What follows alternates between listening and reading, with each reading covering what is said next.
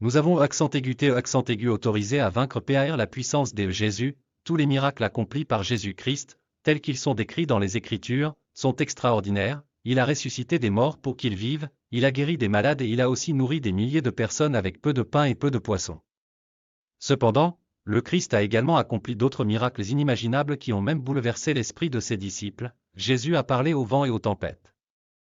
Et ils lui ont obéi.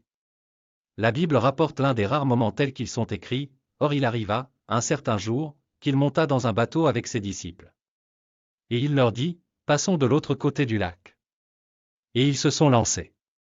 Mais alors qu'il naviguait, il s'est endormi. Et une tempête de vent s'abattit sur le lac, et ils se remplirent d'eau, et furent en danger. Ils s'approchèrent de lui et le réveillèrent en disant, Maître, Maître, nous périssons. Puis il se leva et réprimanda le vent et la rage de l'eau. Et ils cessèrent, et il y eut un calme.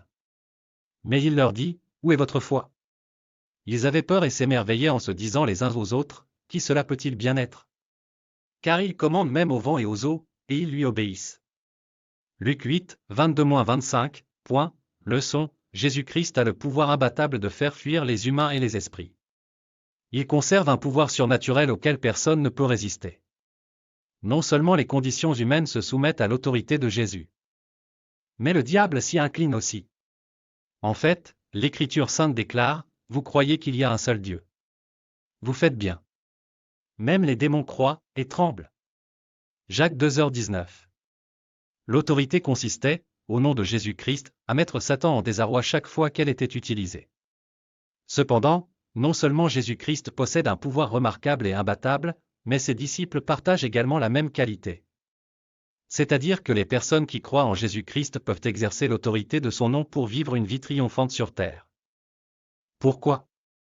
Avant l'ascension du Christ au ciel, il a partagé son autorité imbattable avec ses croyants et a dit, assurément, je vous le dis, tout ce que vous lirez sur la terre sera lié dans le ciel, et tout ce que vous délierez sur la terre sera délié dans le ciel. Matthieu 18h18.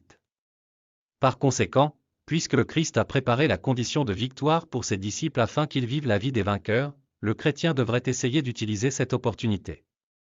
Les croyants ne doivent plus vivre dans la peur, la honte ou le regret. Nous devons lever la tête pour jouir de l'autorité du Christ et naviguer vers la victoire dans toutes les situations. La prière, cher Jésus-Christ, je crois fermement que je partage avec toi la même puissance miraculeuse, et je me tiens debout pour exercer l'autorité de ton nom afin de proclamer ma victoire. C'est pourquoi je fais les déclarations suivantes avec force. J'ordonne à Satan de se perdre dans toutes les situations qui me concernent. J'ordonne à toutes les griffes de l'ennemi de se détacher de ma vie au nom de Jésus. Je proclame ma liberté au nom de Jésus-Christ. Désormais, toutes les situations doivent tourner à mon avantage. Mon heure est venue de crier le cri de la victoire, et de chanter les louanges de Hosanna au nom de mon Dieu.